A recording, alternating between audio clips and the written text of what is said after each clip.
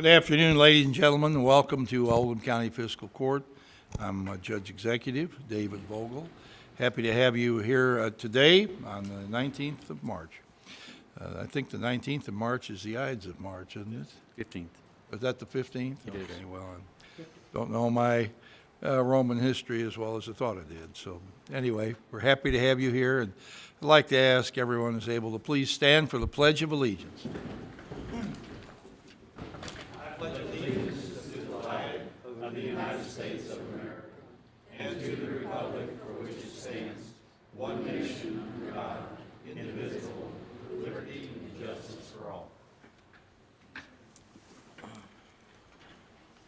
Microphones.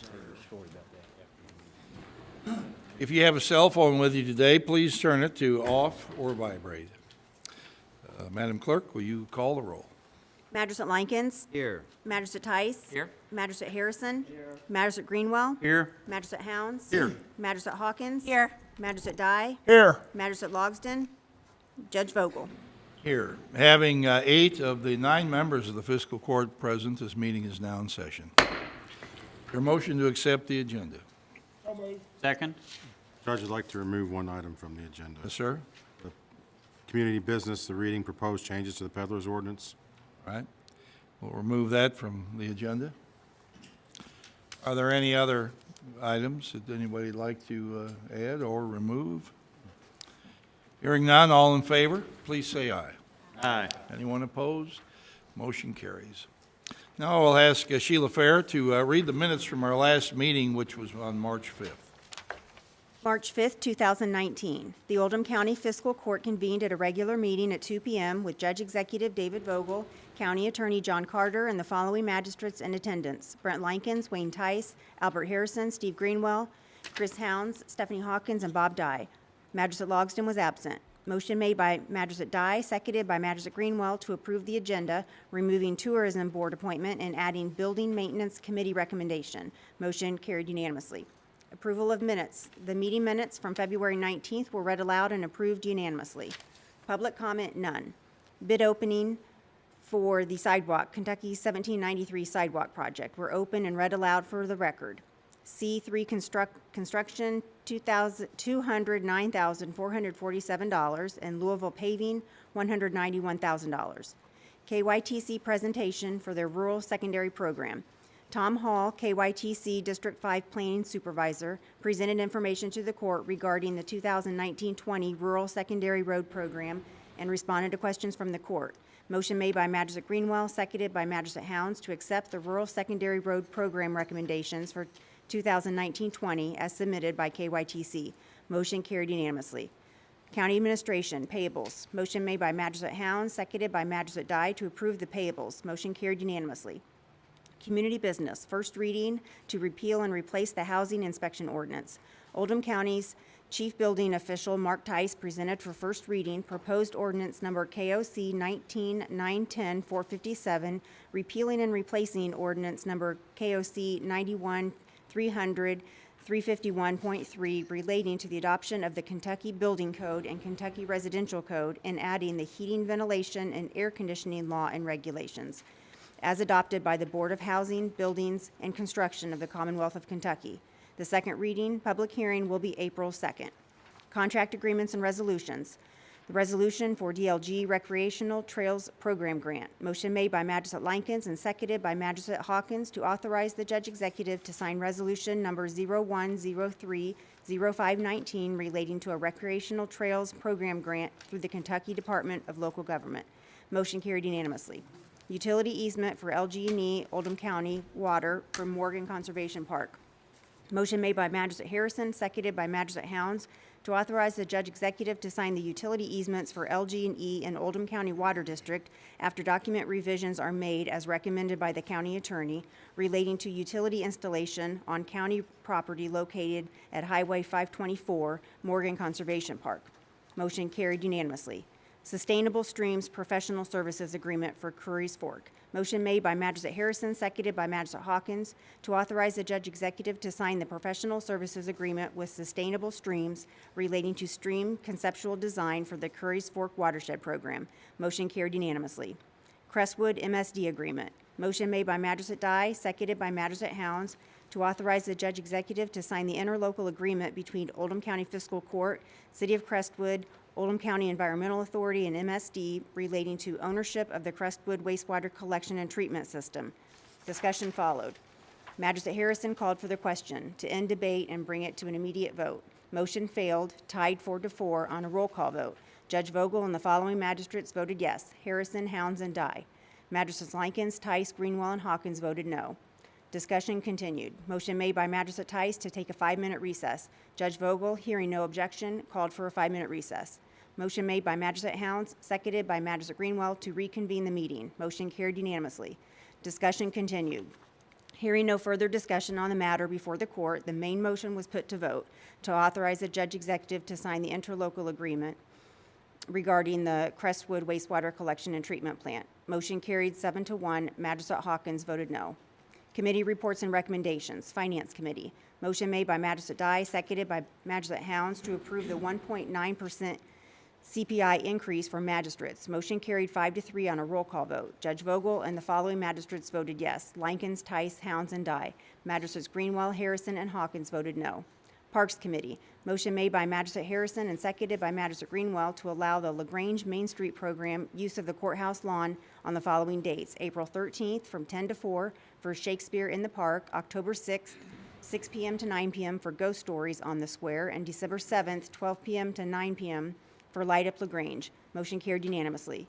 Building and Maintenance Committee. Motion made by Magistrate Likens and seconded by Magistrate Helms to award the following projects: Train Depot Windows Project to Watts Home Improvement for $12,285 for product only, and to DBJ Enterprises for $3,850 for installation only. Motion carried unanimously. Board appointment, South Oldham Fire Protection District. Motion made by Judge Vogel, seconded by Magistrate Helms to appoint Clayton Raymer to the South Oldham Fire Protection District Board with a term to expire June 30th, 2021, to fulfill Steve Nethery's unexpired term. Motion carried unanimously. Public comment. Dennis Dybel thanked the court for its consideration and support regarding the interlocal agreement. Announcements. Magistrate Dye shared information about the Conservation District's annual banquet, February 28th. A forum sponsored by Oldham County Republican Women's Club is scheduled for March 26th at LaGrange Baptist Church to include all 12 Republican primary candidates. Dinner from 6 to 7 with forum 7 to 9. Magistrate Helms provided an update from KYTC and OSEA on the Ash Avenue project, stating it's on hold until possibly mid to late April. He'll pass along updates as he receives them. Magistrate Greenwell thanked the KYTC District 5 representatives for their presentation. Magistrate Harrison stated that the Highway 524 bridge repairs in Westport expected to start April 23rd. Reminder of the community meet and greet in Westport, March 12th, 7 p.m. at Westport Baptist Church. He announced military observance days: February 5th, birthday of CB; February 15th, 100th birthday of the American Legion. Judge Vogel stated he attended a ceremony today where Governor Bevin signed a resolution that seeks to increase statewide census participation. Judge Vogel encourages everyone to participate and be counted. Census jobs are available through Census Bureau website, 2020census.gov. Motion made by Magistrate Dye, seconded by Magistrate Helms to adjourn the meeting. Motion carried unanimously, and the meeting adjourned at 4:22 p.m. You've heard the reading of our minutes from March 5th. Are there any corrections? Hearing none, all in favor, please say aye. Aye. Opposed? Motion carries. Time now for public comment. That's the time during our meeting when anyone who would like to address the fiscal court is able to do so. And I see our county clerk, Julie Barr, coming forward. And welcome, Julie, today. Good morning, Judge, magistrates. It's afternoon, Julie. Oh, well, I've just had so much fun today, it's just flown by. Sorry, couldn't let that stand. Thank you, Yeah, Judge. yeah.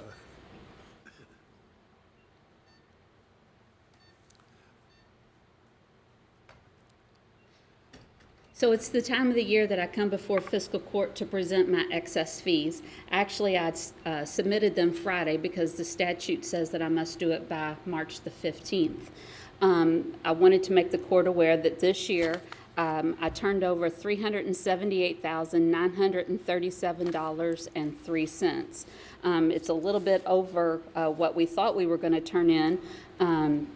In large part, we have done more passport business than we thought we would do. That has turned into a great moneymaker for the county. I think I could have 15 passport agents and they would be busy. We had about a 4% increase in our ad valorem tax collection, about a 7% increase in our delinquent tax collection, and actually our motor vehicle licenses went up about 30%. So it has just, it was a lot better than we expected. And for those of us that went to a financial seminar this last week, it doesn't look like there's going to be much difference in next year from this year. It looks like the forecast is going to be probably well enough that we're going to maintain those levels. Wanted to just, every year I bring a historical chart showing what our excess fees have been over the year and what our total has been. And it's a nice thing for the citizens to know that after I meet all my statutory responsibilities with tax distribution, my obligations to pay my staff, and any agreements that I have for copy machines, just whatever my budgets has set up. The remainder is what is called excess fees, and I return that back to the court for the court to use as they see fit. So since 2007, I've returned a little more than $4 million back to the court for the county to use as they will. So looks like it's going to be good. Passports is just getting busier, and while we're speaking about that, I wanted to make sure that the citizens are aware that you do not have to be a citizen of this county to come here and obtain your passport. If you are a citizen of the United States and you're here visiting family or friends, you can certainly come and get your passport in my office. We do the whole deal, pictures, expedite, whatever you need can be done right here, and we treat you pretty friendly when you do that. So I appreciate The passports are issued in the LaGrange office only, correct? That is correct. Right. That is correct. The other two branches are simply that they're motor vehicle branches, and so we really can't branch out anything other than that in those locations. So, but it's been my pleasure to make sure that we watch the people's money to turn over as much as we possibly can at the close of the year. All right, thank you, Julie. Magistrate Greenwell. Julie, what does it cost to get a passport, or does it vary? It can vary, and I'm sorry, I don't issue them, so I don't keep up with them, but it can vary for children. It can vary if you just want a passport card, expedited, or just a regular passport. Okay, thank you. Mr. Magistrate Hounds, you just recently purchased it. Was it about $140 a piece with pictures and everything? I don't remember. Yeah, I want to say it was something like that. But yeah. the advantage to going to your office is it's one-stop shopping. You don't have to go to the drugstore and get a picture taken and then wait for it and then go up and get your passport. And you don't have to set an appointment. As long as you get there before 3. We have to really be done by 3 because of the regulations. to get into the post. It's a seamless process, not to pick on the other agencies that do passports, but it is much easier to do at your office, hands down. And we even do infants. We have a sheet of white paper that we lay on my carpeted office floor, lay them down and take pictures. It's really amazing, the things that you do when you have to. So, Magistrate Likens. Thank you, Judge. I want to thank Julie for the wonderful job you do downstairs. And to remind one more time the court that if you buy a new car, I bought one last week, to title and license that car in Oldham County. All you have to do is tell them that you want the car licensed in Oldham County, period. No more paperwork, no more anything, and the money comes to our county.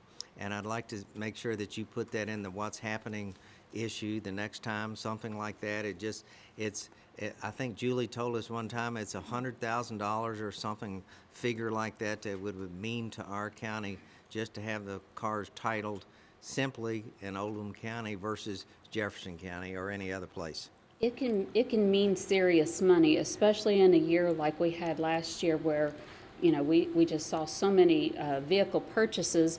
So we get to retain 3% of the tax. And then that stays in the county, plus the portion of the titling fee and the clerk fees. They stay right here. And it's super easy, and you just almost have to be really strong and say, I want my paperwork sent to Oldham County. So it can mean a significant number, you know, if we have another uptick year, which it looks like we certainly could, and it keeps the money here in our county instead of, you know, filling potholes in another county. All I simply had to say is I want my car titled in Oldham County.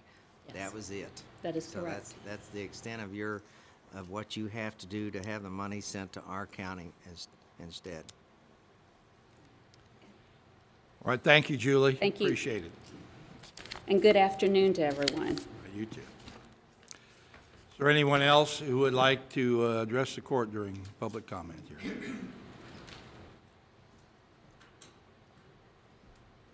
Rick Noel, 1180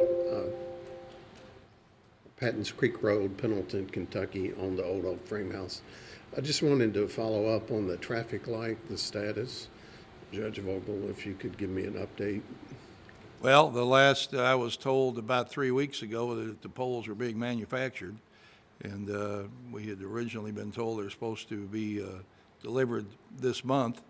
This month is, well, we're got a few days left, so I'm hoping they'll make it. But I felt good when I was told they were being manufactured, so that was a big step forward. So Great. they can't come soon enough as far as any of us are concerned. Okay, that's all I have. All right. Thank you very much. Thank you for asking. Anyone else who would like to address public comment? Right, seeing no one, I'll close public comment and go on to the first item on our agenda today. And I'd like to ask our county jailer, Mike Simpson, to step forward. Each year at this time, he presents for informational purposes a projected detention center budget. This is not the first reading of the budget. It's just an informational section presentation, but it gives the court an opportunity to get a preview of what's coming. Thank you, Judge. And right on point, he's exactly correct. And some of you all, obviously, Albert and Steph, I know this is your first time being able to present for you all. A little back history. Simply, we met last Friday with the jail committee with Chris Hounds and Master Dye. Master Tice was there. Talking about the particular budget, and as Judge mentioned, it's simply by statute we have to present for consideration only, and as the process continues, we can tweak this, make any last-minute changes before it ever goes to the first reading and second reading and full adoption of the countywide budget.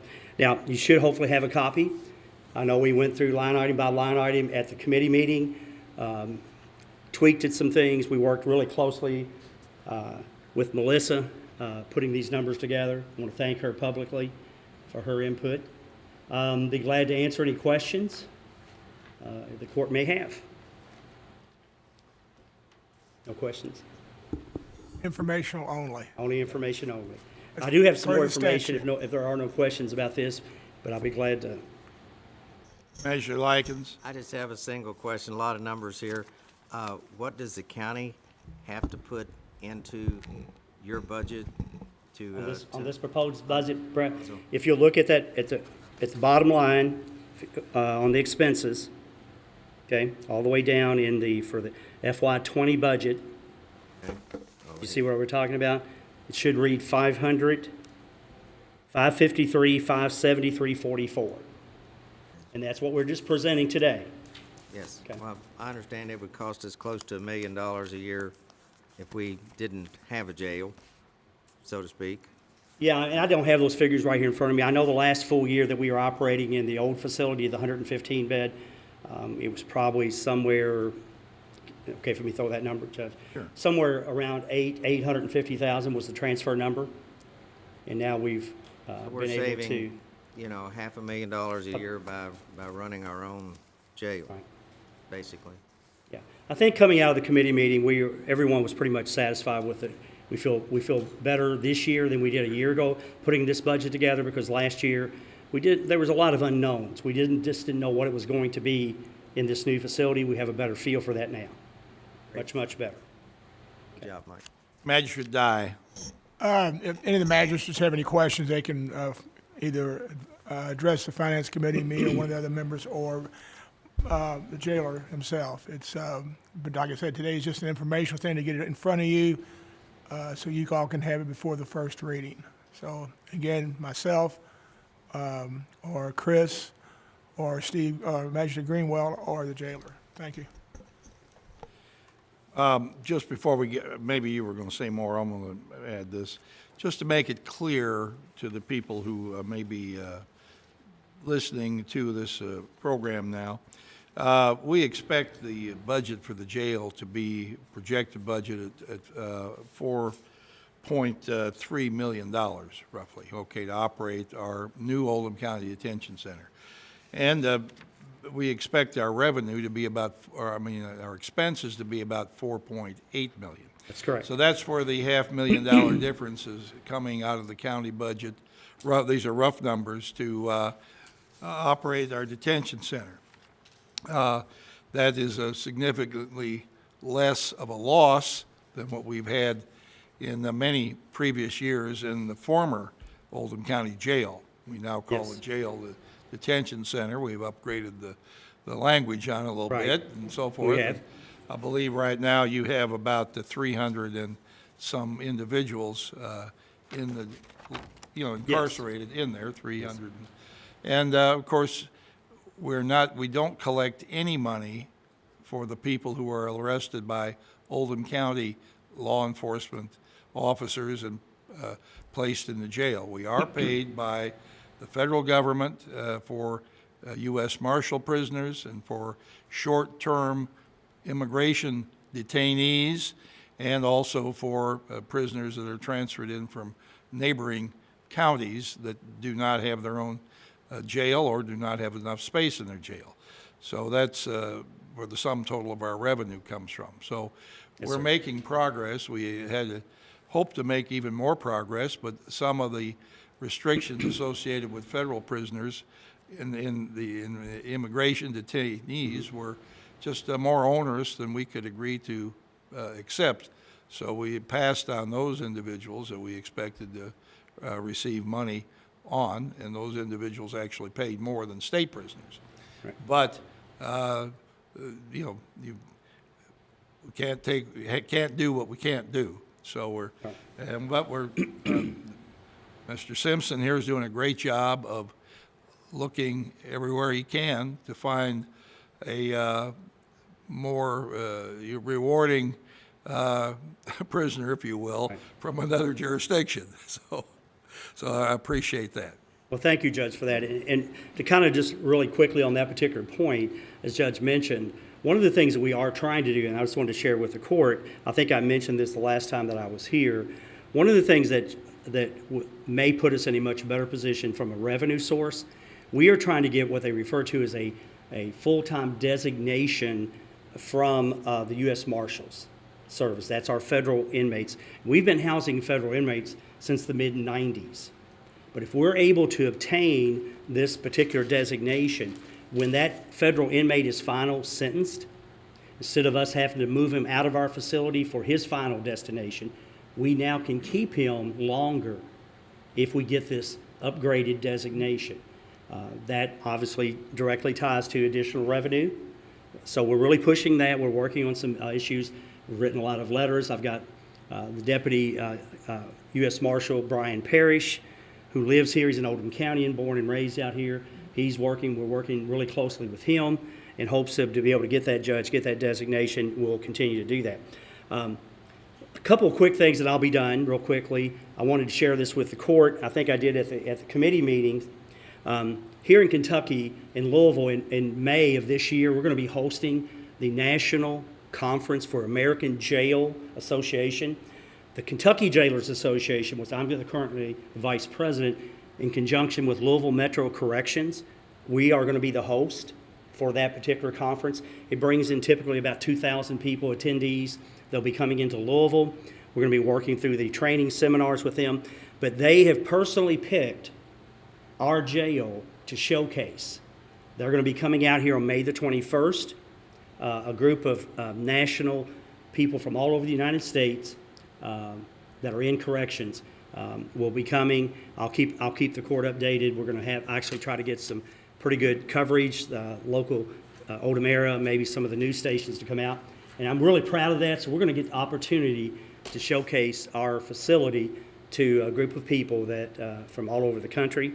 And then one last thing, and then I'll be done. In addition to everything that you look at on these numbers, I want to also touch on our inmate work program. Just for January and February, since we've been in the new facility, it has given us the opportunity to have more workers that we send out to every one of the county agencies.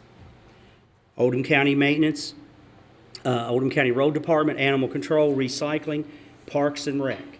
Just for January and February, total man hours, there's 3,610 man hours that those county agencies have utilized our inmate work program. You know, I think that's a real direct savings. If you just do simple math, if you took that times, say, $10, you know, just in 2 months, you know, that's 36,000 man hours that goes directly to saving this entire community. So I just wanted to touch on that, let you know about the upcoming in May event. And other than that, Judge, I think if there's not any further questions. Did we get our body scanners put in yet? On the body scanners, let me bring you up to date on that. That company, they wait till they were awarded the contract, but they literally build ours from scratch. So they are in the process. I got an update one day last week. So they're still in the process of building it. When that happens, they will bring them to on site, get them installed, and we'll start our training with it. All right, before you leave, you mentioned the prisoners that are, you know, allowed to work in different circumstances. They work for the county, they work for other public agencies, and some private nonprofits work at the North Oldham Little League. Right. Well, okay, I just want you to, let's say, explain to the public, and I've explained this before to individuals, but let's explain it now again publicly. These individuals who are out of the jail are in orange uniforms, but they're not considered seriously dangerous individuals. They're not, Judge. There's a process.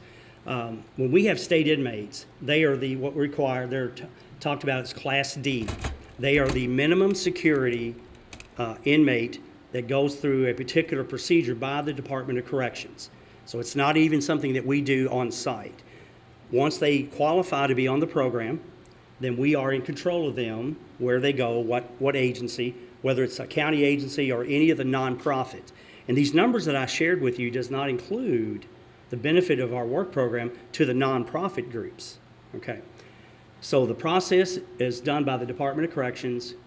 They let us know this person qualifies, and then we take over from that point, and we determine where they go and which agency that they're going to work with. So they're nonviolent. There's obviously no one there with certain types of charges. None of those people, if they have escape charges, you know, obviously anyone charged with a Class A felony, none of those. These are your minimum security inmates that work on this program. All right. Measure die. Excuse me, Mike, when we designed the jail, there was, you know, as you know, there's actually two jails in one. You have and the work release people are in a segregated area. Yes. And they don't intertwine or intermingle with the general population, ones that do not get to come outside for whatever reason. As these numbers of people in there increase, are we going to get into the situation of having more available bodies than we got bed space? Are we getting close to that or not? I'm just curious. Well, I don't remember the number, how many beds you had in that segregated unit, but in the segregated unit, the minimum security, it is referred to as restrictive custody. That's what, it's a 50-bed separate jails, small jails. you Okay, mentioned. so we get to 50 people, We've got 50 that accommodate the work program inmates. That 50-bed unit also, based off the court system, if someone is sentenced to serve just weekends, we also put them in that, because we don't put them in general population either. right. So that 50-bed unit services the work program, the inmates that are on work release that are going to their private jobs. Okay, so we have those inmates, and we also have inmates that are being final sentenced through the courts that are served just weekends. So those 50 beds service those three classes. Okay, just wanted to be sure we weren't building out, we weren't intertwining, No, intermixing. totally separation from general population. Okay, thank you. No, Magistrate and there's no Har- federal inmates in that 50-bed unit. They're all in the, Magistrate Harrison. Thank you, Judge. Mike, I'm going to embarrass you for a moment, I hope. 2 weeks ago, some of us up here attended a statewide conference for judge executives, commissioners, and magistrates. One of the presenters there was Mike, our jailer, and everybody knew he's from Oldham County. And you gave 4 back-to-back. three. There was three. Three classes. Yes, sir. No notes, no visual aids, just Mike Simpson telling people from around the state how a jail should operate and how the one we have here does. And you could tell by the questions that he received from the audience and the people who stayed after the session to ask him more questions. It was probably the most popular session that we had down there, and I think we were extremely well represented. So thank you, Mike. Thank you, Albert. Thank you very much. You know, I tell people when somebody says something like that, I appreciate the good comments. You know, doing this for over 30 years, if I haven't learned something, then shame on me. But so, thank you again. Right, good job. Okay. All right, thank you. All right. Thank you, Judge. The next item on today's agenda is a report from our solid waste coordinator, Becky Zocklin. Welcome, Becky. Thank you, Judge. Sure.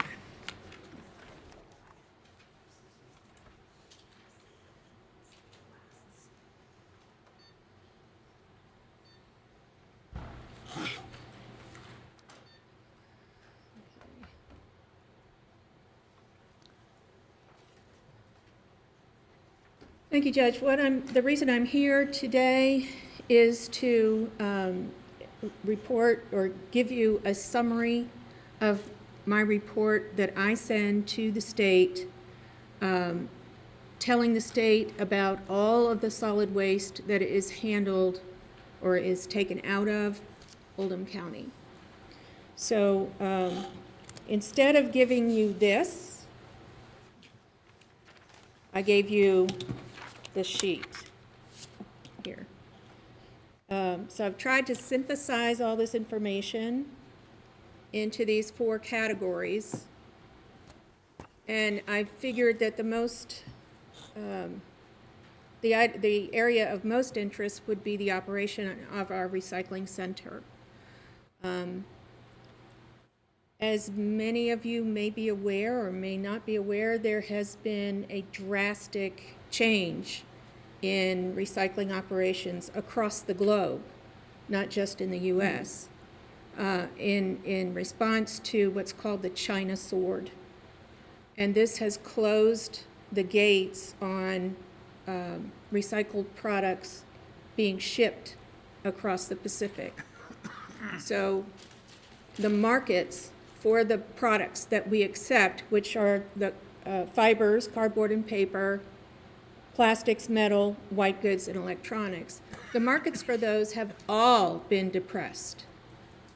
And for the first time in the last 3 years, we see a drastic decrease in this number, the sale of our recyclables. Ordinarily, this number is more than the expenses that the recycling center incurs for its operation. So I wanted to make you aware of that. So this is a first for us. The other thing that we experienced this past year was a decrease in our tonnages. They went down. We're not getting as much traffic. And it could be that the China sword has reached its way into individual households, that people are no longer recycling as much as they used to. I'm hopeful that instead of bringing their goods to the recycling center, they're using curbside recycling. That would be the good side of that.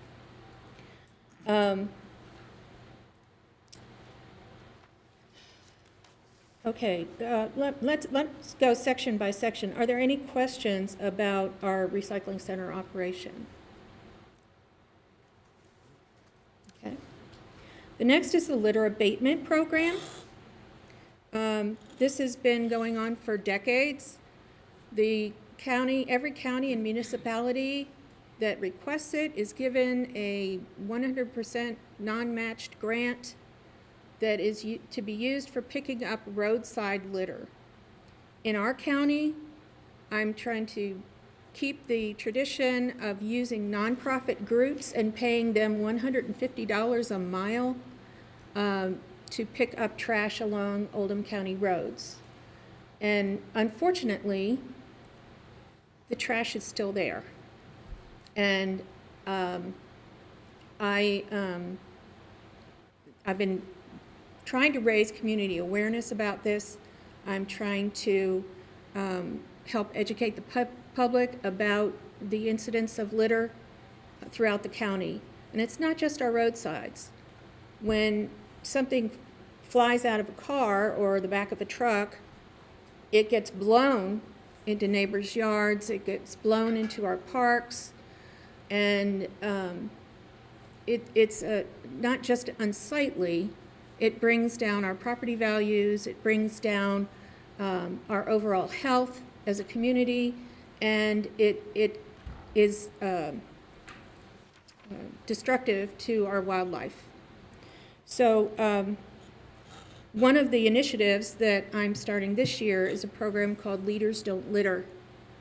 And this will take litter awareness to another level, I'm hoping. And I'm asking, we have an initial event scheduled for May 11th called Pick the Parks. And all of these volunteer groups that I have on my list to pick up roadside litter, in order to participate, they have to participate in a pick event, a Leaders Don't Litter event. So this is something new. I can use all the help I can get, but I'm pretty excited about it. Republic has promised to sponsor or be an official sponsor, so I'm moving forward with that. Okay, next is our other grants. Every year we have a household hazardous waste collection event, and we receive a grant of about $20,000 for that. And that's always held on the third Saturday in October at the fairgrounds. Every year I try to apply for a recycling equipment or education grant to keep our equipment at the recycling center up to date and to educate the public about recycling altogether. The numbers here for recycling equipment don't coincide with the capital expenditure here, which is this. This amount was for last year's grant, so it's confusing. So the grant goes on the fiscal year. This is for the calendar year. And then every year, every county gets a $4,000 grant for disposal of waste tires. We have traditionally not been able to spend that entire amount, and we usually send money back. And then finally, administrative fees. The annual amount for our franchise fee, which comes from our public services in the amount of 3% of their revenue from Oldham County residents and commercial and businesses, is $93,026. And then every year I issue waste hauler permits to any company that is hauling waste, that's dropping dumpsters or moving waste out of the county. They have to pay us a $50 permit fee. And the solid waste staff is really me, and I am a part-time employee.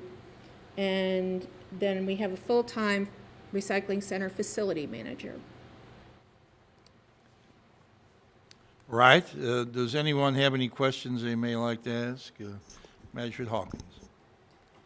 Thank you, Becky. I just wanted to say I have the honor of working with Becky in 2 committees, and she reached out to Republic Services to get this grant and just does so much behind the scenes that it's hard to keep up with all that she does. But I just wanted to say thank you and say I think you're great and I love working with you.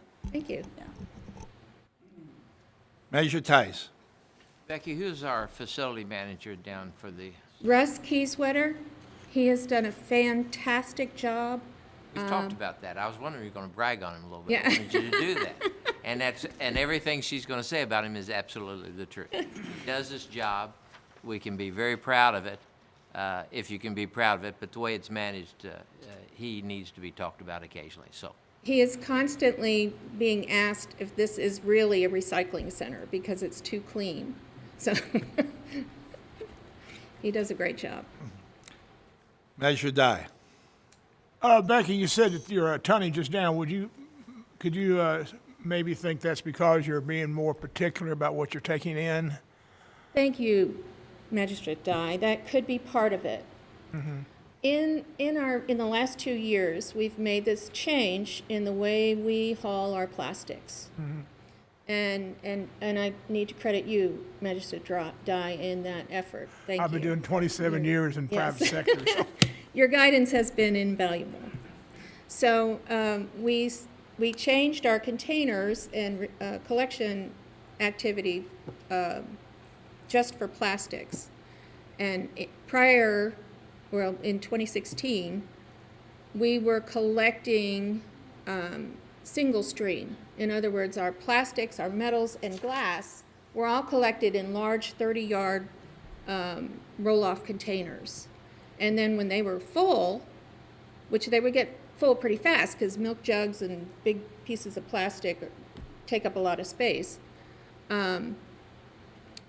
we would hire a truck to come and haul it to the recycling facility in Louisville.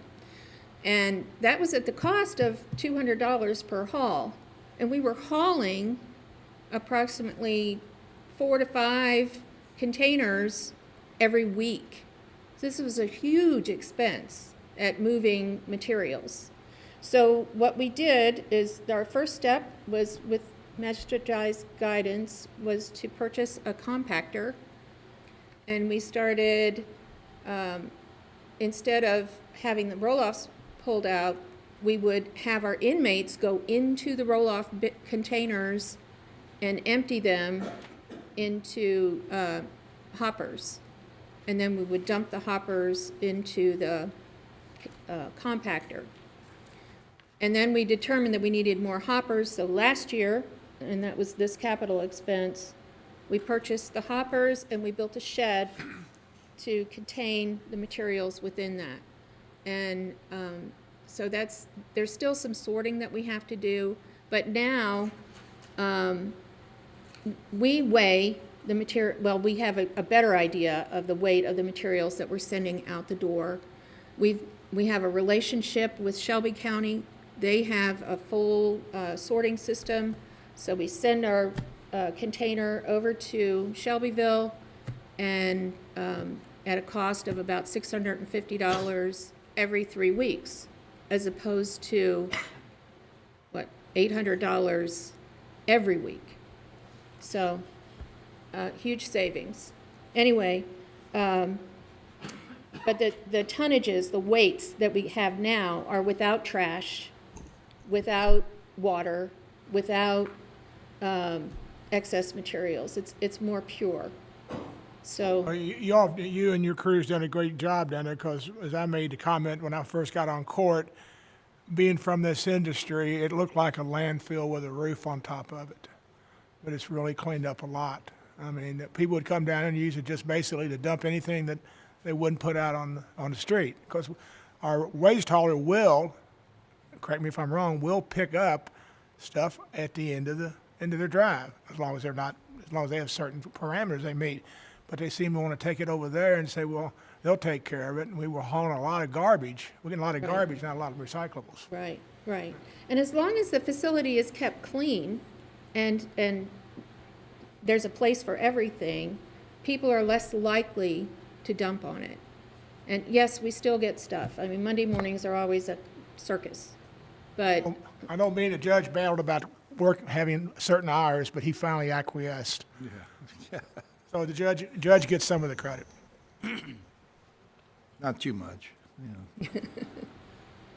Right, thank you, Becky. Very nice report.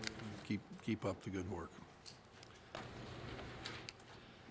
Last fall, we had a report from our road department that we were missing street signs in subdivisions and stop signs. And we had a serious problem underway because, roughly 80 signs had disappeared. I asked Oldham County Police to investigate this, and yesterday, the chief and I were able to announce that 17 juveniles in our county have been charged with stealing signs, okay? I couldn't help but notice when this information came out that there were some people on the internet that were pretty flip about this. Oh, can't you go get some drug dealers or run down some people selling meth or fentanyl? I want to make it perfectly clear. Vandalism is a serious offense. It is not something to be taken lightly. Stealing street signs could have resulted in delays for emergency service vehicles that could have ended up in someone being hurt or not being attended to as soon as possible. We don't know what the ramifications could be. Yes, we do take drug activity in this county very seriously. I heard in a meeting yesterday I attended with Senator McConnell and President Trump's drug czar that there are over 1,000 labs in China making fentanyl and sending it to this country mostly through the mail. As I understand it, a small dose of fentanyl can kill you. Why someone would want to make this and sell it, or why someone would want to ingest this is, just beyond my ability to really get a grasp on. But we're dealing with vandalism here. We take all vandalism seriously. We're not letting students or others who think of abusing public property is fun. Not if we get a hold of you, it's not going to be fun. And I've asked Mr. Carter on this instance and another instance earlier to, even though this winds up in juvenile court, to do his best to make sure that the people who are responsible for this repay the county and learn a very serious lesson. It's a lesson they can take through life. In the meantime, our police department is doing everything they can to identify and deal with the drug abuse and drug distribution in our county. So with that said, I'd like to welcome Chief Smith here today. He was on all the TV channels yesterday and did a good job there. You qualify now to be a member of the, not necessarily Screen Actors Guild, but something, I guess, American Federation of Television and Radio Artists. But don't want to make light of anything, but welcome you. I appreciate the good job the department's doing and look forward to having this report for fiscal court. Can I say one thing before I start on the report? These street signs, when they're stolen, and it's a public safety issue, when emergency services are responding, they're looking for street signs, addresses. Without them being there, it's a time delay, because some of these runs are time critical. Anything that affects that is a public service issue. And it may have been a game, may have been a challenge to do it, but it's more serious than what they thought, and there are consequences to that. The other part is, if you looked in that room, you saw stop signs in there. If somebody takes down a stop sign and a visitor from out of town doesn't realize there's a stop sign at that intersection and goes through it, the tragedy is going to be on us, and it's going to be the person who stole that sign. So, it's more serious than what they think, and there are consequences of that. And the judge is right. It's serious Maybe not on a level of fentanyl, but it is certainly serious and poses a danger to anybody that doesn't realize that a stop sign's now missing goes through it. My last comment. Okay. Judge, I appreciate the opportunity today to present our annual report. Very quickly, let me kind of get into this. This is our personnel currently as we stand today. We have 3 civilian positions and a total of 39 positions. We are carrying a couple of vacancies. This number has grown from last time I was here talking to you all. It's actually grown by the 6 security officers that we've added. That was added in late summer prior to the school year, but basically we have myself, 2 majors, 4 sergeants, 4 detectives. We have 18 patrol officers currently, a couple new ones that are still doubling up with senior officers. 3 school resource officers, our 6 security officers, and we are carrying 1 vacancy right now. And honestly, when I look at this, I can't say enough about how hard they work, and I can't be more proud of what they've accomplished, including the civilians that work in the department. I mean, quite frankly, I kid all the time, say they're the heartbeat of the police department, but truly, if you want something, they're the ones go ask, they'll find it for you. This is our budget. The first one for fiscal year this year, 5105, that's the police department's budget. It's the national budget period from July to July. About 4.3 million overall, and as with all budgets, the majority of our money goes to personnel cost. It's very expensive to hire police. There's a lot of extra payments that will go into that, retirement, workman's comp, a lot of things. So the majority of our budget is tied up in personnel cost. The second one, 5106, is the second budget we created back in August when we assembled the school security officers. That budget is evolving. That number beside the 5106 is the number that ended December 31st, when the year was over with. It has grown since then. There's been more money, more than that, put into this program, but the program is very effective and running very well. But when we first built this budget, we really didn't know, other than personnel costs, which we could get a handle on, we really didn't know what other upfront costs or continuation costs we were going to face. I will admit probably a little bit more than what we anticipated, but next year shouldn't be as much, because we won't have as much upfront cost. And what I mean by that is equipping the officers, getting the cars up and running. A couple of them we were going to surplus. We got them up and running, put some money into them. So a bit more money than what we anticipated. The last bullet point on there is House Bill 1. That's commonly known as the school safety bill. It was passed and signed by the governor, I understand. There is some section in there that will apply directly to us. One of those sections say that every school has to have a school resource officer assigned to that school. Now, that leaves some interpretation, in my opinion. If they're saying assigned to the school, I think we are well ahead of the game, because we do have an SRO assigned to every school.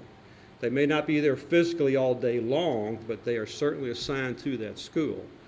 The way ours are established in the major campuses, we have 2 officers per campus. We have a SRO and an SSO.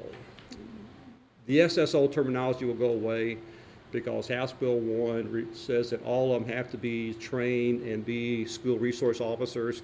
That's just terminology in the verbiage. Their assignments will remain the same, but just their classification will change a little bit. So basically, I think according to House Bill 1, the way it stands now, we're probably in pretty good shape. I don't know if they're going to come back and say assigned means individual schools, or can assigned be to a campus like we've done it. But I think we're pretty good stead so far. That's really a matter of interpretation. I bring that up because I don't know later on down the line if they're going to say, no, that means each school. If that's the case, then we have to go back and re-examine this thing and see how we're going to make it work. Next slide is how we are deployed. We've been this way since I've been here 8 years, the same deployment. Day work, 7 to 3, we have 5 officers with a minimum staffing of 2. 3-11 shift, we have 8 officers with a minimum staffing of 3. And 11 to 7 shift, we have 5 officers with a minimum staffing of 2, and each one of these shifts has a sergeant assigned to them. Our CID, which is the investigation unit, there's 1 sergeant and 4 detectives. Their hours are not as rigid as the patrol officers. They work whatever hours they need to work to complete their assignments and investigate their cases. School resource officers and school security officers, they also work different schedules during the day. We don't publicize it, but we kind of like to rotate them around so they have flexible hours. They can be at different places at different times. The total dispatch calls that we had last year, dispatch runs those report every year, and basically this report will only capture the CAD system we have will only capture the primary car that makes the run. It will not capture any secondary cars that make the run. So I go through them every year and I take a look at all the calls that we make that require a minimum of at least 2 cars. Domestic violence, injury accidents, robberies, things like that where we ordinarily would dispatch 2 units. So I add that number to it. And the combination of both of those are a little bit over 15,297 dispatch runs. Now, quite frankly, that's still low, because there are occasions when we have multiple cars that will go by one individual run. Sometimes we'll send a car by a run and it won't even be in the lineup. It won't even show on the CAD system. A perfect example of this is the incident that involved the state police several weeks ago. We had 5 cars on that scene, and 4 of those cars spent 6 hours there. But when you look at the CAD report and the daily that's run, none of our cars show up on that. So the reason why I'm bringing this out is because I think someday we need to get a CAD system that can capture these secondary and third cars that are dispatched to these runs. So whoever the police chief is can stand here and tell you exactly how involved the police department is, because that total does not capture all of it. Chief, do you want to tell everybody what CAD means? It's a Computer-aided dispatch. Yeah, computer-aided dispatch, thank you, yeah. And honestly, some systems are much more advanced than others. I can tell you, if I look at every run, if I ask the dispatch to give me every run sheet, I can actually count on that run sheet how many of our cars responded. But what we get is just a daily run sheet printout. It just tells us the main run and the main car, so we can't capture all of it. So although it's 15,000 a lot, the point I'm trying to make is there's more activity with the police than that. Some of our most common calls for service, vehicle collisions by far is the most common call we get. Burger responses. I won't go through the entire list. I mean, you can look at them yourself, but there are a number of runs we get pretty frequently, and some of these require more time on scene than others do. Last year we had 113 suicides, threats, attempts, and completions. That's just not a run that you make, take a report, and leave. I mean, that's a run that you spend a considerable amount of time working that case. Domestic violence runs are another one, 292 domestic violence runs. That's a 2-person run, 2-officer run. And it takes some time to wrap that up. So, I mean, the time on scene is also pretty critical to us, considering our personnel. This is our response activity, and overall, for all runs, all priority runs, our response average is 11 minutes, 8 seconds. For the highest priority runs, our response time is 6 minutes and 39 seconds. Given the distance that sometimes the officers have to drive, I think that's pretty good. Probably if a victim is waiting for the police to get there, waiting 6 minutes, they're not going to agree with that. But given the distance that you have to drive, I mean, sometimes it's a long distance, so on the highest priority runs, I think they did a pretty good job getting there. And quite frankly, we know it, our officers know it. If you don't get there safely, you're not going to get there at all. So you have to drive safely to get there. Time spent on the scene varies. The first probably 5, the first 4 lifted up there are things in progress. With injuries, we're going to respond as quickly as we can, accident with injuries. A robbery in progress, domestic violence in progress, an auto crash, no injuries. We try to get there pretty quickly on those. We consider them high priority runs, mainly because any accident is usually going to tie up traffic on the street. If there's injuries, we got to get there as quickly as we can, assess those injuries. But those are our time on scene. For instance, an auto crash with injuries. We use our dispatch within 15 seconds, which is a very good dispatch, quick dispatch time. It takes about 7 minutes on average to get there, 56 minutes on the scene. You add all those up together, so on the average of every injury accident we go to, we're there for over an hour. And we get quite a few injury accidents. And that's just a kind of an example of some of the runs we make and the time that we spend for different ones. If you look at the reports, shoplifter, burglary, theft, 16 minutes to get there on the burglary report, 15 minutes before they clear. That's about an hour and 6 minutes or so.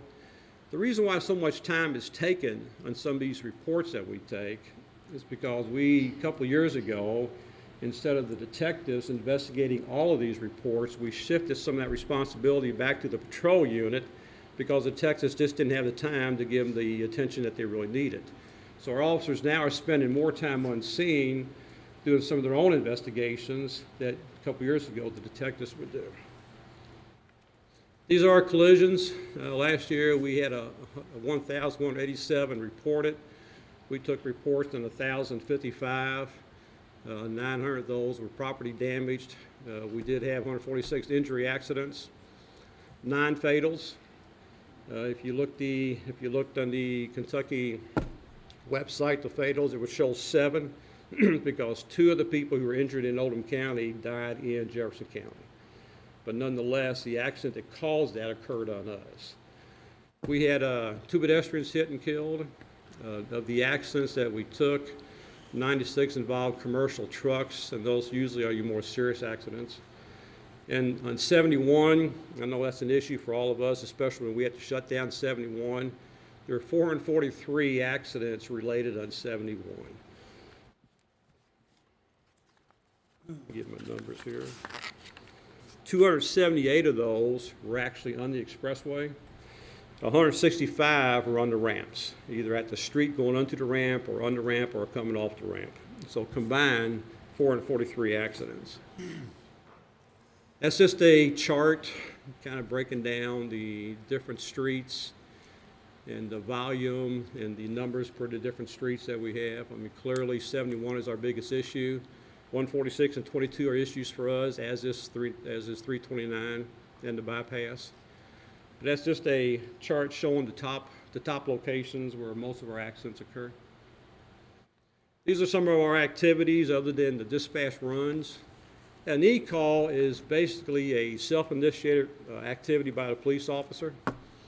Instead of the officer calling in dispatch saying, I'll be out on a vacation check, in other words, we're checking a house, the person's on vacation, they enter that information in the computer and they log it in. So we know what their activity is.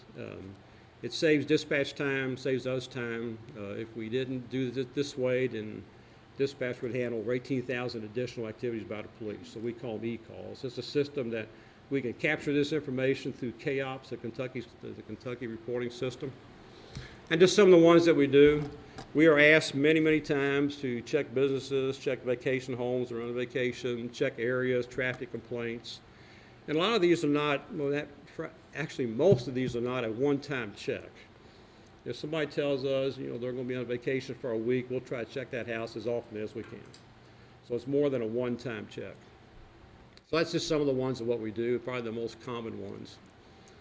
Last year, for all reports, including accidents, crime reports, JC3 reports, we took 2,968 reports.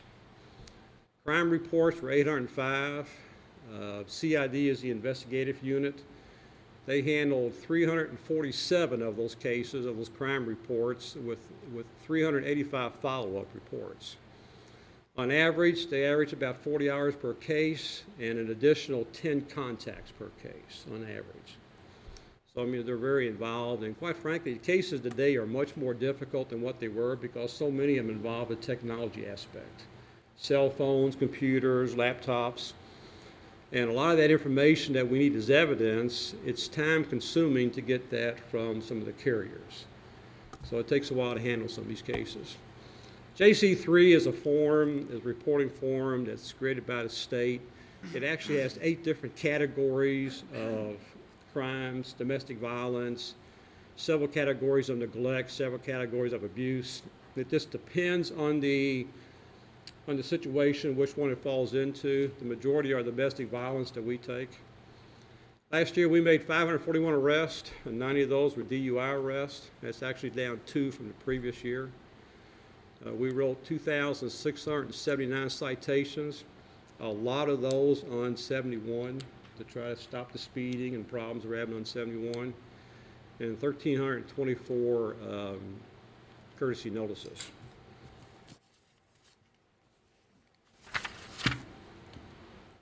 That's just a chart showing what our crime problems, some of the bigger crime problems that we have. By far, thefts are our biggest problems. As many times as we have mentioned it here in court and HOAs, we tell people, please lock your car at nighttime, don't leave your keys in it, don't leave anything in your car that could be stolen, but invariably it happens and happens and happens. And not only that, but they leave it unlocked. It's like a smorgasbord for a thief when they come out here. And usually when they hit one, they'll hit a bunch in the night and they're gone. So we keep trying to send that message, and hopefully someday, if people start realizing to please don't leave your car unlocked and leave things in it. And quite frankly, it's really alarming to the police when you get there and find out a gun was taken. Because most of these occur at nighttime. And if our officers approach someone stealing a gun at nighttime, I mean, that's an incident waiting to happen, just waiting to happen. The assaults, 18, those do not include the domestic violence assault. We capture that in a different category. Robberies are 5, rapes are 5. I mean, basically, we are 10. We have very few actually violent crimes, mostly property crimes. However, we are seeing a trend where violent crimes and drug involvement in some of those crimes are increasing in our area. This is the JC3 I referred to earlier.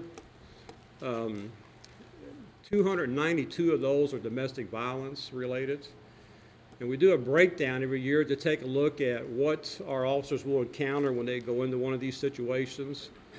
So we know ahead of time that in 23% of the time there's going to be a weapon involved in one of these things. There's going to be alcohol involved 21% of the time and drug involvement in 12. So we know the potential for difficulty exists whenever you go into one of these situations because of the emotions that are there and the other things that are affecting it. And unfortunately, 34% of the time, there's children involved in these things. And these are really not easy cases for the officers to handle, mainly because of the dynamics and complexity of a case. You got the mom, you got dad, you got the partner, you got the children. I mean, that's a lot of individuals to deal with when officers get there. These are other activities that affect our operation. Last year, we had 6,289 training hours. Every year, we are required to do a 40-hour in-service training. That total's in there. On top of that, we send officers to advanced training at every opportunity. We've had several individuals be promoted to sergeant.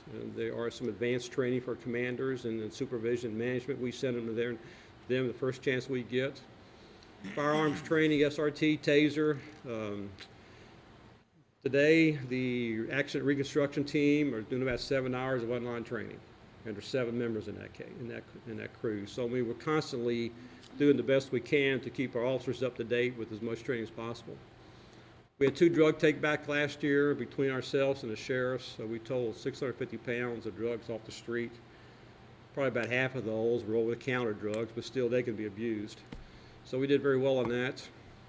We assist other agencies all the time. We're constantly called for accident reconstructionists. We have 7. Other agencies in Oldham County do not have any, so we do assist them. Our honor guard is actually well respected and requested many times. They have come light years in the last 2-3 years. I mean, they look very professional. They've even been requested on the state level. We do have a K-9 officer. We assist the Oldham County Board of Education at every opportunity. And we're doing more and more multi-jurisdictional investigations because a lot of the thieves and criminals that we deal with don't necessarily live in Oldham County. They live outside Oldham County. So we have a lot of cross-jurisdictional lines of investigations. And we are constantly asked for extra patrol. And quite frankly, sometimes we're asked for more than we can handle. We'll tell the people we'll get to it, but sometimes I can't tell you when we're going to get to it. False alarms last year were 768. We responded to 692 of those. The other 10% was by other agencies. The number is down from when we first started. I think people are doing a better job at it, but it's still pretty high. We had 9 event permits last year, and currently, as of today, we have 34 locations that have 74 liquor licenses. This is just the last slide, and but this is kind of us by the numbers of what we do. You know, we go 24 hours a day, 7 days a week. Our dispatch runs I went through, our e-calls we went through. The school resource officers had 6,200 documented activities last year. The school security officers, over 11,000 documented activities. The detectives, when you add 10 follow-ups per case investigation, they're almost at 3,500 activities per year. Probably over that because they don't really track all the ones we assist other agencies. Supplemental reports, all reports that we took, our crime reports, accidents, and last year we drove 469.78 miles. And we did ding up a few cars, I'll admit that. And that's it. Any questions? All right, thank you, Chief. Magistrate Likens. On your last slide, what is an activity with the school resource officer? It could be a school resource officer. Yeah, the A 6,000. school resource officer handles mainly administrative issues with the kids. It could be an investigation, it could be counseling session, it could be teaching a class. It could be a lot of different things. The school security officers mainly are there for the security of that property. They'll get involved in some of that, but mostly they're making sure doors are locked, there's nobody walking on the property shouldn't be there, checking the parking lots, making sure the doors are shut during the instructional period. So they have things that they have to address at the time. You do a great job. I think they do an excellent job. Yeah, I think all the officers do an excellent job. Magistrate Harrison. Yes, Chief, do you have any idea how your response times compare to other counties of similar size and population, or does it matter? I guess. No, I can tell you right now, Louisville's very good response time, but they got law officers in quick proximity to one another. We do not have that. Well, they got a density we don't have either. They Yeah, do. yeah. But as far as counties our size, I don't know. I really haven't checked. I will tell you this: I don't get a lot of complaints about delayed response time. I really don't. Every now and then we do. Recently got one, but it was on a snowy day, and the officer was taking his time getting there because the roads were icy and snowing. We had to go all the way down Westport, which is not the best place to drive when the roads wet and icy and cold. But we really don't get a lot of complaints for that. We try to be. You know, one number I did not see in here, which I don't want to see, and that would be officers injured, either by vehicle incident or shooting or anything like that. Knock on wood, we haven't had too much of that. We've had a few officers injured. We have one now, quite frankly, a sergeant who probably had to have surgery on his arm because of a person that resisted during an arrest. It doesn't happen often. One of the things I included in the report but did not include in my presentation in court today was our use of force. You know, we only had 11 occasions last year that rose to the level of a report being filed on use of force. When you look at all these numbers and all these interactions that we have with everybody, I mean, it's next to nothing. It is. So I think our officers do an extremely good job in lowering the aggression level when they communicate with people, and they're taught to do that. And my theory is, you know, if help's coming, I'll back away and I'll wait for help. Because I've been in many of those situations where, you know, someone wants to give you a hard way to go, but when they see the other blue lights coming to help out, they're just not quite so willing to give you a hard way to go. They'll back off. So back away. There's nothing wrong with that. Back out of it to wait till helps get there, and then we'll handle it. Every Sunday, unfortunately, I see a police officer in my church. Sometimes City of LaGrange, sometimes from the county. And it's been impressive to see the way they conduct themselves, both your people and from the City of LaGrange. Very professional, very friendly, and they make you feel safe. Well, I think so too. Yeah, we're I'll tell you glad to the have them. report, I'll tell you the number that I'm probably the most proud of is on the report that I gave you. 32 officers last year in our department received thank yous, accommodations, appreciations, 32. And for that many to receive it out of the number that we have, they're doing a good job. They're being very professional and interacting very well with the community. Are you still hunting down surveyors who look suspicious? We're trying to, be careful. Measured hounds. Couple things, Chief. This report's great. The statistics and the information is really good when we're talking to the public and we can tell them, you know, what we're doing to help the police department, the police department's doing for them. One of the numbers that I saw is, in the report, it says in 2008, approximately 56% of the shifts were at minimum level. Right. So 50% of the time we're running at our minimums. Can you expand on that a little bit? I can. This is the minimum staffing that we have. On each one of those minimum staffing, it requires 2 or 3 officers, and that's how they break down per shift. Last year, we had an officer in long-term injury. We had several officers in the military. They took their time off their military. We've had a lot of vacation requests, schools, 6,200 hours of training leaves a lot of vacancy time that we have to fill with other officers while they're training. We ran a couple vacancies, so we got those filled. Last year was higher than normal. Quite frankly, the year before that, I think it was a little bit under 40. But it can be difficult at times. It can be difficult at times. And quite frankly, the 2, 3, and 2 is just not enough. And if we were at full staffing, we could see the minimum time go down, and we could also see a decrease in the amount of time that it takes to get to some of these runs. Yes, Would that be a we correct hope so. assumption? Yeah, let me explain real quick about something that's maybe I should have done earlier. You know, ordinarily, the police department has 32 officers assigned to it.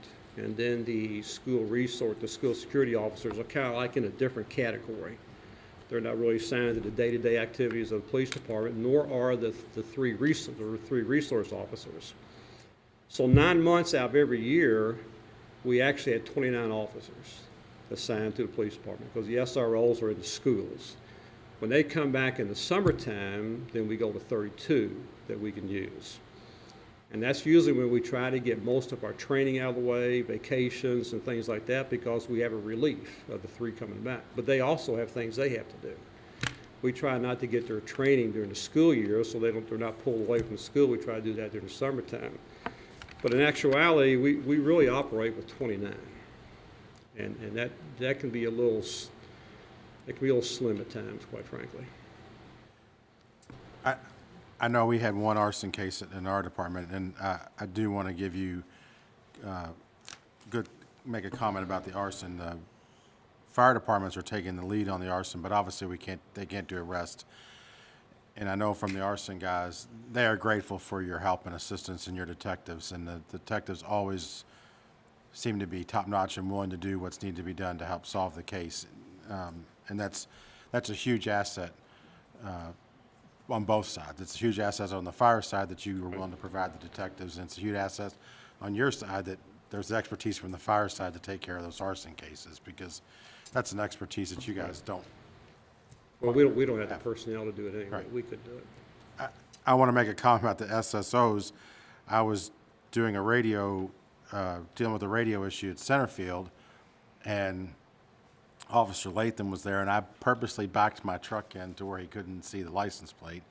And he drove around, and you could tell he was watching me the whole time, and obviously was not happy when I got my truck and figured out who it was. And he said, "You're not supposed to park there," because he does know that parking lot. Right. He knew that my gray pickup truck was not supposed to be there, and especially parked back in the corner like I was. So, you know, the program is working. I've said to you before, I think it's great. I drive past a couple of the schools, and to see that police car sitting out front, it's a billboard, and it tells people that there probably is somebody there. I mean, we don't have a floating police car that we just move from place to place to sit, but there's an officer in that school, and I think that, you know, it should deter some people doing some of the crime, you know, inside the schools. One comment I wanted to make is, and I mentioned this to you yesterday, your numbers don't include LaGrange police of issues on I-71. So this number may be a little bit low of total instances that are on I-71, because they do handle some of some of those instances. I just want to bring that to everybody's attention. Actually, it doesn't include what the sheriffs would do either. I mean, Oh, this yeah, is, right, this is sheriffs too, strictly Old yep. County Police Department. Right. Doesn't include, I mean, you know, they don't have many units out as we do, but they still have units out. Right. And like I said, it doesn't include LaGrange activities nor the sheriff's activities. And because my role in the fire department, we do make a lot of not a lot, but we make our fair share of injury accidents. It is great. Your folks do get there and they do their job. We try to assist them in any way that we can and try to get the roadway open as quickly as possible because we're on the same page. Get the cars off the road. Well, I think what a lot of people don't realize is that on an accident scene, when the fire department's on the scene, when EMS is on the scene, part of our responsibility is protecting them. So if it's at a spot where it's dangerous, we're gonna stop traffic. Because you gotta do with your business, get the injured out and get them to safety and get them to the hospital if necessary. But, you know, you can't stop and look for traffic every time we're in a hurry. So that's our job to do that. A lot of times that's what we do because of the nature of the accident. We had one on Friday and we had 22 closed and we had some aggravated people, but we had to because of the ambulance to get the patient out of the car and everything. It just works. A couple of comments about the extra patrols in the neighborhoods. I get those calls all the time, and I know I've talked to you about this and talked to the majors about it. And I know it's difficult to do. But I will say that it does provide a peace of mind, even if you guys can get there on less frequently than maybe we want. If they see that car, they at least see that we're trying to be proactive and get something done. I understand it's an issue, and if we had more staffing. Well, on the e-calls, there's 7,700 neighborhood checks, and that's exactly what they are. When we get a complaint on the neighborhood, speeding problem, suspicious people, the officers will go into it, and they will also document the fact they were there. May not have seen anything, may not have come across anything, but they'll document when they were there. That's an advantage to me, because when I talk to HOAs, I can tell them, look, here's the times and times we were here. I can show it to them. So, I mean, they're doing it. And some people say I don't see them, but they may not be looking all the time, but they're in there doing their job. I realize that, and it is hard sometimes to explain to people that they don't have a set schedule when they're going to be in the neighborhood because they don't know what they're going to be doing from one run to the next. Great job with you and your force. Thank you. Anyone else? Measure die. I've got a couple of questions, but I can talk to you individually because you probably don't know the numbers off the top of your head, and I don't want, but what I didn't see, on the accidents, you had all just the numbered roads. I'm sure that people have accidents on the county roads, don't they? On these roads? Oh, yeah. Yeah, Yeah, okay, those are but the I main didn't see ones. those up, so you're making accidents on county roads too, right? Right. Yeah, okay. Those are the top ones. These Yeah. are the highest roads that we respond to in the county. Okay. And they should be because they're the most traveled. Okay, but the number for accidents would include all accidents, Right. correct? Okay, Right. okay. Yeah, the report, that, the 1,055 reports, that's throughout the entire, that's what we do, not what the other agencies do. But yeah, Right, that's on county right. roads too. Right. Okay, okay. And in your other services that you do, I know that you all actively work warrants, through the e-warrant system, but does that include, is that somewhere mixed in here too, just warrants, or that goes on under other arrests or other individuals? I didn't put it on the slide, but I believe it's in your, it's in the report I gave you, Yeah. the breakdown. The total, actually, we serve more warrants than we do anything else. Right. On a traffic stop, officers will routinely run that person through NCIC to see if there's any warrants out on. We routinely do that. Yeah. We serve a lot of warrants. We've had a couple warrant details this past year. We actually use the SRT team to go out and look for felony warrants. Those are more serious ones. So yes, we do look for warrants and we do try to serve them. I saw it here, but I thought it was worth bringing up on No, this. I didn't put that one in here. Actually, I was trying to save a little time, Bob. Yeah, well, everybody likes to talk about the police, Okay. that's, okay, well, you all doing a great job. I mean, Thank you. having done the job myself, I mean, it's harder today than it was when I was there, so. But you're bearing well. Well, I like to end the way I started. I can't say enough good about the police department. The officers do a tremendous job. They're dedicated, they're committed, they sacrifice a lot, and I think they just do a great job. All right, thank you, Chief. Appreciate the care of operation, this, Sheila? leadership you provide the department and the work the guys are doing. Thank you, sir. I did say guys, we don't have any lady officers. We'd love to have a couple. We're of not lady opposed officers. to it. We'd like to have a lady officer. You just don't get anybody apply. So, but maybe the day will come. All right, Okay, thank Judge. you very Thank much. you. The next item on our agenda here today is under county administration, our payables. When you're ready, we'll pay the bills. I move we approve the payables. Second. Any discussion on any of these payables? Hearing none. Pardon? All right, we got a motion second. All in favor, please say aye. Aye. Anyone opposed? Motion carries. We crossed off the proposed changes to the peddler's ordinance, and we'll be addressing that through the Public Safety Committee soon. We have contract agreements and resolutions. East Kentucky Power Cooperative had asked us to sign off on a quick claim deed that their East Kentucky Power is buying property from Oldham County Water, and the property is adjacent to the power plants on Commerce Parkway. I believe, Mr. Carter, have you looked at this and agreed to allow or recommend my signature? Yes, Judge. All right. The property was such that it was sold a number of years ago under quitclaim deed to Oldham County Water. There was just a fraction of an acre that somehow or other needed to be cleaned up, and this document does that wasn't included in the earlier sale. So, is there a motion to allow me to sign this, please? So move. Any discussion on it? Hearing none, all in favor, please say aye. Aye. Anyone opposed? Motion carries. Next item will be personnel actions. Ms. Schaaf. And World travel. World traveler Tina Schaaf is returned from a 3-week trip to Japan. And you had fun and came back safely, so we're glad about that. Back, yes. So this afternoon, we have a new hire at dispatch, telecommunicator 1, Holly Simpson, with a starting pay of $15.38 per hour, and that's effective April 1st. Motion to approve. Second. Motion and second. Is there any discussion on this? Hearing none, all in favor? Oops. Is this a new hire or a replacement?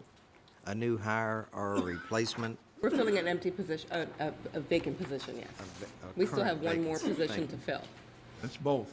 It's like, Any other questions? All in favor, please say aye. Aye. Aye. Opposed? Motion carries. And before Tina leaves, we want to congratulate you. You are a grandmother again. Yes, again. Shouldn't say that because you don't look like a grandmother, You but shouldn't say their that. grandmothers are getting younger all the time. Yes, thank you. Congratulations. Thanks. All right, the next item on the agenda is appointment to the Planning Commission that I would like to make. This appointment was here earlier, but I had to leave. You may have seen him sitting in the back. It's Tom Elder. Tom lives on Montford Circle in Crestwood, and he's been an Oldham County resident for as long as I've known him, that's for sure. And he used to be in financial services and has been retired for a few years, and I believe he'll do an excellent job on the Planning Commission. Motion to second. Any discussion on this? Hearing none, all in favor, please say aye. Aye. Anyone opposed? Motion carries. Now we're at our second public comment for the afternoon, and I believe unless the Oldham Mayor or a staff member has a comment, or Matt Weber from the Sheriff's Department has a comment, any comment you'd like? No comment. All right.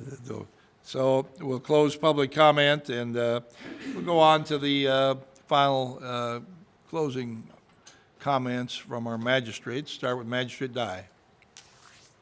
Thank you, Judge. Again, the 26th at LaGrange Baptist Church, there will be a candidate forum held by the Oldham County Republican Women's Club. The hours are from 7 to 9, and food trucks will be available from 6 to 7. So if you want to come out and see who the Republican candidates are, you don't have to be a Republican to come. Anybody's welcome. But they're all going to be there. Anybody has a primary race coming in this May. I'm sure there'll be ones that are unopposed will be there also. So, thank you. Magistrate Hawkins. Nothing today, Judge, thank you. All right. Magistrate Hounds. Yes, sir. I guess we're starting to see spring. Some mornings it doesn't feel like that, but there's an uptake, at least in my area, of people walking the neighborhoods and that. Please be cognizant of people walking and try to keep your speed reduced and keep your cell phone maybe on the seat so you can pay attention to the pedestrians that are walking. Thank you. Magistrate Greenwell. Nothing, Judge. Magistrate Harrison. Thank you, Judge. Just a reminder to all the boaters on the water, the bridge over 18 Mile Creek on Highway 524 is going to be shut down for replacement beginning April 23rd. It'll be closed until August 1st. The detour will be to East 524. You just go a couple more miles out Highway 42 and then take East 524 and Covington Ridge Road all the way down to Westport. You may have to reroute once we get into Westport.